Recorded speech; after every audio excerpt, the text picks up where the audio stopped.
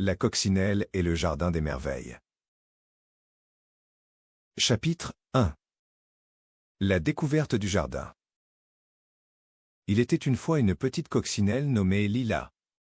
Lila vivait dans une jolie forêt, entourée de grands arbres et de fleurs colorées. Un jour, en se promenant, elle aperçut une lumière éclatante au loin. Curieuse, elle décida de s'en approcher. En traversant des feuilles et des brins d'herbe, elle arriva devant une porte magique. La porte était ornée de fleurs scintillantes et de papillons dansants. Lila, avec son cœur battant d'excitation, poussa doucement la porte. À l'intérieur, elle découvrit un jardin merveilleux rempli de plantes géantes et de fruits glissants. C'était un endroit où les couleurs explosaient comme des feux d'artifice. Les arbres chantaient doucement, et une douce brise emportait les odeurs sucrées des fleurs. Lila était émerveillée par tant de beauté, mais elle se sentait un peu perdue. Alors, elle décida de voler vers un grand arbre au centre du jardin. Ce serait l'endroit idéal pour se reposer et regarder tout autour d'elle. Sous ses ailes, elle savait qu'une nouvelle aventure l'attendait.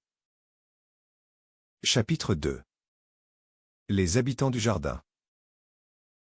Installée sur une branche, Lila observa les merveilles du jardin.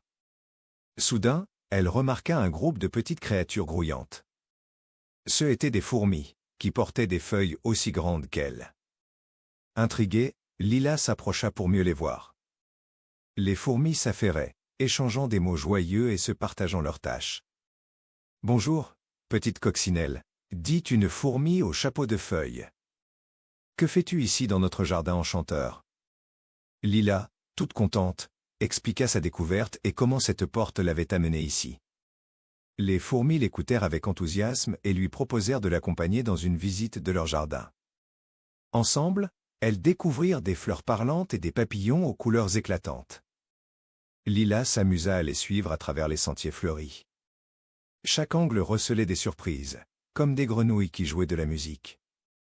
Lila était heureuse d'avoir fait de nouveaux amis et de découvrir cet univers fascinant. Chapitre 3. Un défi inattendu.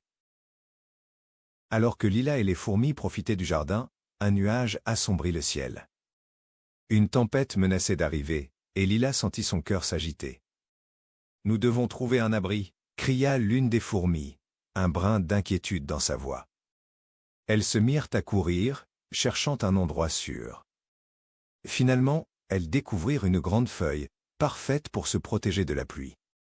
Lila se faufila sous la feuille avec ses nouveaux amis, mais elle savait qu'il fallait faire quelque chose. Les pluies pouvaient détruire le jardin, et Lila n'était pas prête à abandonner toutes ces merveilles. Elle se rappela alors d'une légende que sa grand-mère lui racontait. « Les gouttes de pluie peuvent être maîtrisées par les rires des amis », murmura-t-elle. Déterminée, Lila proposa à tous de chanter et de rire ensemble. Très vite, les 4 amis commencèrent à rire et à jouer, poussant leur voix haut et fort. À leur grande surprise, les gouttes de pluie commencèrent à danser autour d'eux au lieu de les frapper. Chapitre 4. La magie du rire. Les chants et les rires de Lila et des fourmis semblaient apaiser la tempête. Les nuages, bien qu'encore présents, perdaient de leur force. Les gouttes se transformèrent en une pluie légère, délivrant des perles scintillantes sur le jardin. Lila s'émerveilla en voyant que, autour d'eux, les couleurs du jardin brillaient encore plus fort. Les fleurs se courbaient sous les gouttes, mais elles restaient joyeuses et vivantes. Les fourmis, inspirées par la magie de la chanson, dansaient sous la feuille abri. Elles remercièrent Lila pour son idée brillante. « Nous sommes plus forts ensemble », s'exclamèrent-elles. En voyant que le ciel s'éclaircissait, Lila se sentit plus joyeuse que jamais. Elles décidèrent de sortir de sous la feuille pour voir le jardin après la tempête. Quand elles apparurent, une merveille les attendait. Un arc-en-ciel éclatant s'étendait dans le ciel. Chaque couleur était une promesse de magie et d'aventure. Chapitre 5. L'aventure continue. Avec l'arc-en-ciel comme toile de fond, Lila et ses amis décidèrent d'explorer davantage leur jardin merveilleux. Elles traversèrent des champs de fleurs roses et jaunes, parfumés comme des bonbons. Les papillons dansaient en l'air, et des oiseaux multicolores chantaient des mélodies joyeuses. Chaque recoin du jardin avait une nouvelle surprise, comme une mare scintillante avec des poissons aux couleurs vives.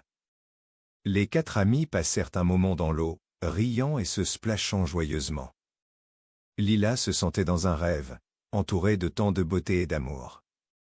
Alors qu'ils exploraient, ils rencontrèrent une vieille tortue sage qui racontait des histoires sur les ancêtres du jardin. Lila écouta attentivement, fascinée par les histoires qui parlaient de courage et d'amitié. Inspirée, elle décida d'inventer sa propre histoire pour rendre hommage au jardin. Ensemble, ils créèrent un petit spectacle avec des danses et des rires, pour célébrer l'amitié et la magie de la journée. Chapitre 6. Un au revoir enchanté. Alors que leur soleil commençait à se coucher, Lila sut qu'il était temps de rentrer chez elle. Ses amis fourmis étaient tristes de la voir partir, mais ils lui promirent qu'elle serait toujours la bienvenue dans leur jardin. Lila, en regardant l'arc-en-ciel qui brillait encore dans le ciel, leur promit de revenir. Avant de quitter le jardin, elle prit un moment pour remercier toutes les créatures qu'elle avait rencontrées. Le Jardin des Merveilles lui avait offert une aventure magnifique et de précieux amis. Au moment où elle franchit la porte magique, elle sentit une vague de chaleur dans son cœur. Elle savait que tant de souvenirs l'accompagneraient. De retour dans sa forêt, Lila regarda le ciel étoilé et se mit à rêver d'autres aventures. L'ami de tous, le Jardin des Merveilles, était un endroit qui resterait à jamais gravé dans son cœur. Ainsi s'achève cette histoire. Si tu l'as aimée, tu aimeras peut-être mes autres histoires? Demande à un adulte de t'en choisir une autre. À bientôt.